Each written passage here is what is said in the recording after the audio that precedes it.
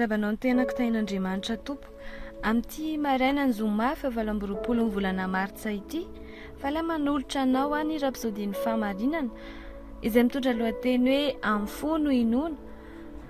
Amin'ny Romana 10:10 dia milaza fa ny fo no inoana azahoana fahamarinana ary ny vava no anekena azahoana famonjena. Hoy izy fanazavana lehilahin'Andriamanitra hoe inona ny dikany hoe mino amin'ny fo zany? Tsy ny fo ara-batana no tian'ny apôstôly Paoly lazaina. Ilay taova manosika ny rà amin'ny vatanao, fa avy amin'ny fanahinao izy no miresaka. Ny fonao no fanahinao, ilay enao ao anatinao zany.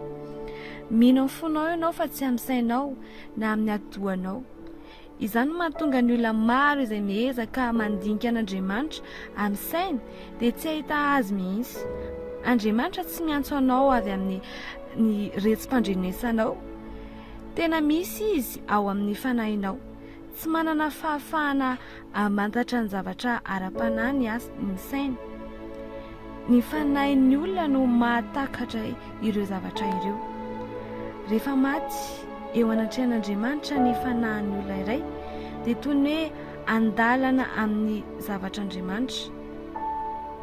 Tsy mahagaga raha nilaza Jesosy tompo ao amin'ny Jaona 7:7 hoe raha tsy ateraka indray ny olona dia tsy mahazo mahita ny fanjakan'Andriamanitra.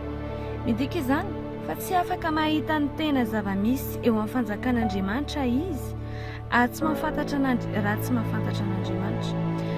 Fa rehefa ateraka indray ianao dia tsy iza intsony na dia tsy afaka mamantatra ny zavatra iray aza ny atoanao dia afaka mino izany amin'ny fanahinao kosa ianao.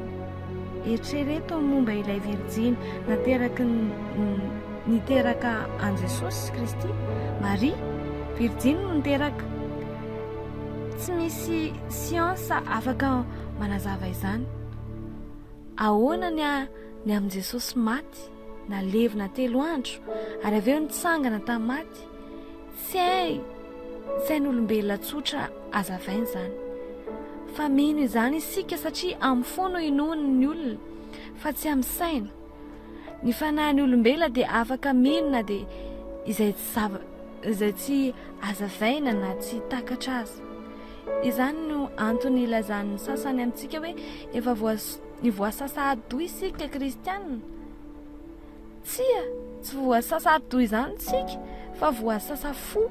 Isika no nomen'Andriamanitra fo vaovao isika. Fo mino, fo madoboka an'Andriamanitra. Fa misy izy. Misy miteny hoe izay hitako ihany no inoko. Tsy mitombina izany satria nahoana ianao no mila mino izay efa hitanao. Ny fonao no fahatokinany amin'ny zavatra antenaina. Ny finoana no fahatokiana amin'ny zavatra antenaina. Fanehoana ny zavatra tsy hita. Ao amin'ny Hebreo 12:1 ataontsika an'izay ten'Andriamanitra izay. Ny finoana dia avy amin'ny fo fa tsy saina.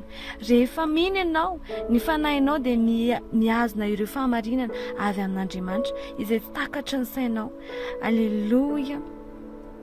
Mino fanandray teny ianao tamin'izay rapsody izay hoe tsy araka ny vinavina-tsainao, tsy vita ny araka ny eritreritrinao hoe manao an'Andriamanitra, fa mila mino ianao avy amin'ny fonao, avy amin'ilay enao ao anatinao. Tsy araka ny siansa satria be dia be ny zavatra tsy voazava ny siansa ny amin'ny tenin'Andriamanitra, fa mahatalanjona loatra Andriamanitra. Amin'izao fotoan'izao dia manasanao anao an'izao vavaka izao.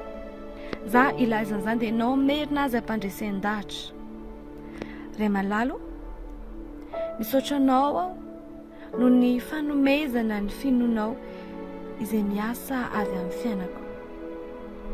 Misy manaiky ny teninao aho amin'ny foko. Mandray fahamarinana avy amin'Andriamanitra rehetra aho ary manova ny fiainako izany.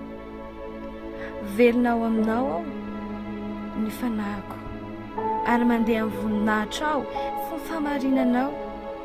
Anio amin'ny anaran'i Jesosy. Amen. Amin'izao fotoan'izao dia tsofoka rano ianao mandeha any amin'ny fahatongavan-tsaina ny ten'Andriamanitra, momby azy ary